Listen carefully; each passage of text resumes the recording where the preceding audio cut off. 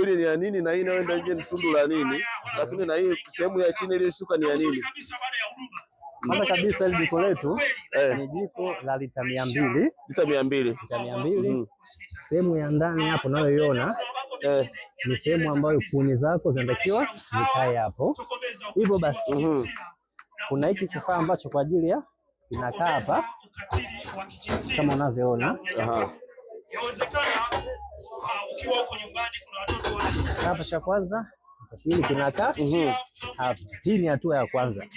Hatua ya pili, kabla hujaweka kitu chochote wala nini, hatua ya kwanza ambayo unaweka vifaa hapa. Baada ya hapo unatafuta kuni zako ambazo ni kavu na ni chache kwa ajili tu ya kuwashia kwanza ili moto uweze kuwa mkubwa. Utapanda. Ukishawasha ule moto, ukishakolea tayari kila kitu.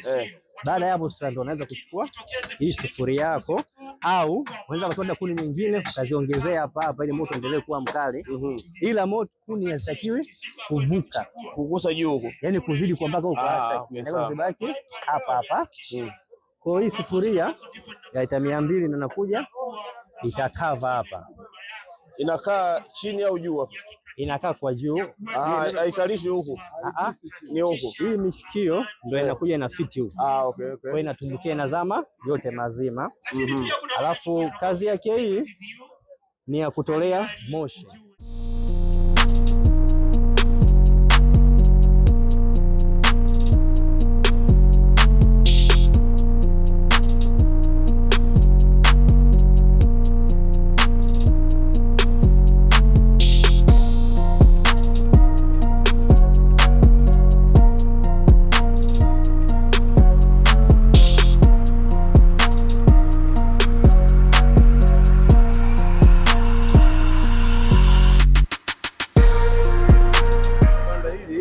Ndugu kiongozi wa mbio za Mwenge, sisi kama halmashauri tunashirikiana na wadau ambao ni PADECO, ambao katika eneo hili zoezi ambalo lilipo hapa ni kukabidhi majiko katika shule zetu mbili, shule ya sekondari Mundindi, lakini pia shule ya sekondari Chifu.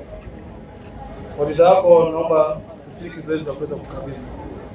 Karibu.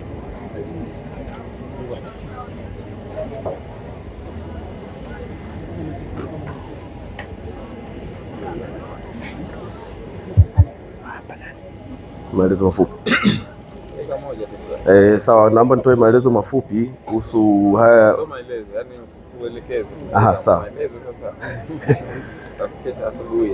Haya ni majiko ya kisasa kabisa yanayopunguza matumizi ya nishati kwa maana ya kuni au mkaa kwa 90%, lakini pia yanadumu sana kwa muda mrefu, kwa miaka zaidi ya 10.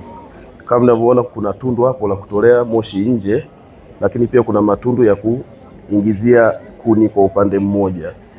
Lakini pia majiko pia yanaweza kutumia mfumo wa gesi endapo gesi imefika au inapatikana kwenye maeneo ya shule husika. Kwa hiyo inaweza kutumia briquettes kwa maana mkaa poa, inaweza kutumia kuni na gesi, yes. Lakini kuni kwa kiwango kilichopungua kwa 90%.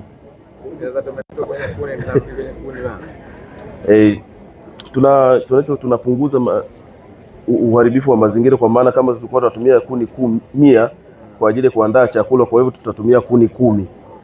Vile vile tunapogawa haya majiko huwa tuna miche tunayokuza kwenye bustani zetu, na hizi miche pia tunazipatia shule ili wasikate misitu ya asili.